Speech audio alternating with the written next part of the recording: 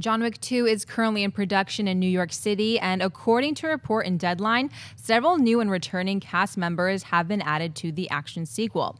According to the report, some of the notable additions are John Leguizamo returning as Aurelio, Lance Reddick returns as Hotel Continental manager Charon, Bridget Moynahan returns as John Wick's deceased wife, Helen Wick, and new addition actor Peter Stormare.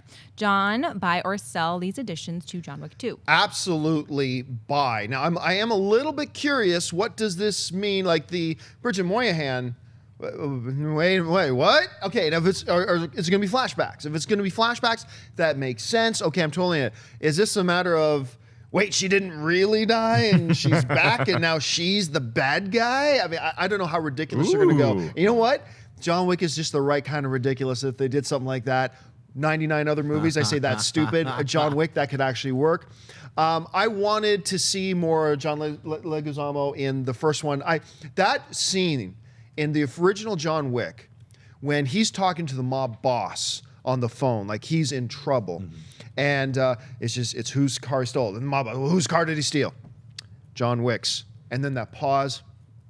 Oh, that movie, if I wasn't already completely bought in that movie by that scene, I was in. So I'm really glad he's back. And Peter Stormare, I love this guy. He's one of these guys whose name you'll never remember, but his face you'll never forget. Like you see him pop up in like 1,000 movies. He's always the Russian bad guy or some other thing like that. And he always brings, I think, a humor to it, yet really intimidating and scary at the same time.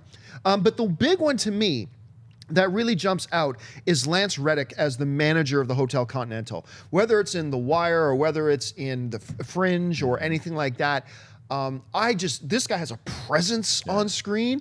And when he's playing the soft, the mild-mannered manager of the Continental, well, yes, Mr. Wick, blah. But you just know he could probably rip off and kill 7 guys just like that if you really need to. So I was really excited. I'm giddy just thinking about this movie. I'm excited that it's already filming. I cannot wait to see this. I love these cast additions, so for me, it's a huge buy. Schnepp, you? Yeah, a big buy for me, too. John Wick was a surprisingly fun film. I thought it was just going to be a kind of a run-of-the-mill action film before I saw it. Then after I saw it, I was like, wow, I would love to see a sequel to this. I hope enough people go see this movie. And now we're getting it. And honestly, what I really wanted was more of the Continental. And yes. Because that was the surprise of the movie for me was like, wow, this is a really fun little world that they created. So I want to go deeper into that world. And I think everyone involved also wanted to go deeper into that world. So we're going to see a lot more. And Stormare, he's such a great actor. Whenever I see his name, I think I want pancakes. Pancakes. He's like the chilling role that he did in Fargo. It'll never escape me. It doesn't matter what role he plays. And I think, he's a great character actor. So I'd love to see him really push it to the limit in this film. So full buy for me. Yeah, and John Leguizamo is terrific too. Let's not forget about him and what a chameleon that guy can be on screen. So him in anything is a win. Bridget Moynahan coming back as the deceased wife.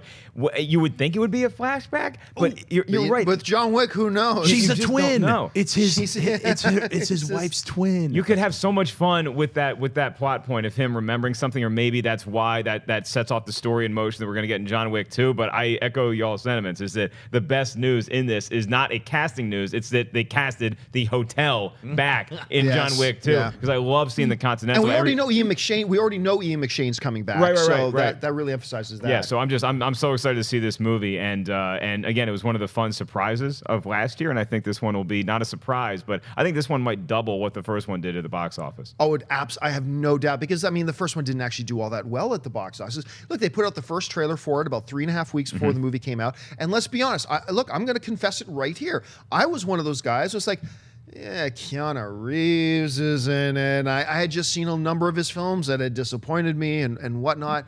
But give credit where credit is due. Like we talk about how good and fun the movie is.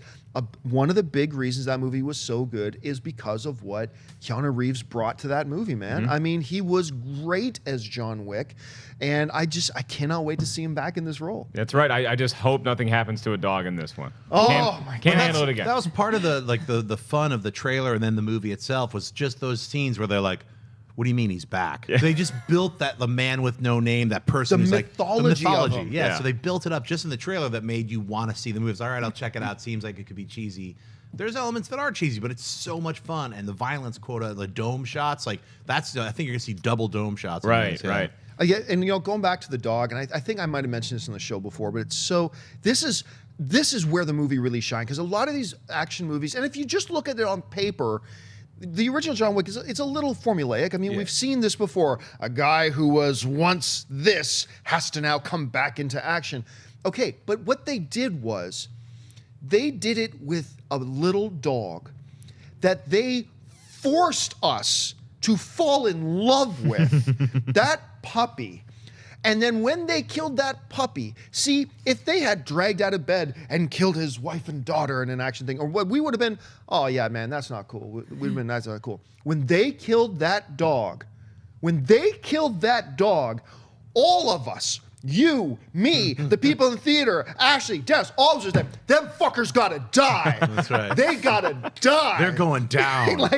And so they got us emotionally invested in what should have been just a cheesy, campy action flick. Instead, they got us emotionally hooked in that movie immediately. It was such a brilliant, you could say the dog was a MacGuffin, really, and and in one of the best uses of a MacGuffin of all time. It's just, I'm getting excited thinking about it. I gotta stop. I'm sorry. What if he has like a bunch of cats in John Wick 2 and they kill him, and then he's just like, whatever. You know? He's just like, yeah, I'll miss the cats, but I'm not gonna kill anybody.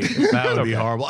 Honestly, that's true. Like a lot of the people joke, like, never kill the dog. Never. That's like they've made a movie about the guy who like made a film, and then in the end the dog gets killed. There was an actual meta film about that, and then this movie comes along and is like, no, we kill the dog, but we had the perfect reason. Revenge. The whole movie is all about revenge. I just can't believe how emotionally invested I got in that movie when they killed a dog. Anyway. Hey guys, if you like this clip, click here to watch the entire episode. Also, make sure you subscribe to our YouTube channel because it'll help you stay up to date with all the stuff we've got going on here at Collider.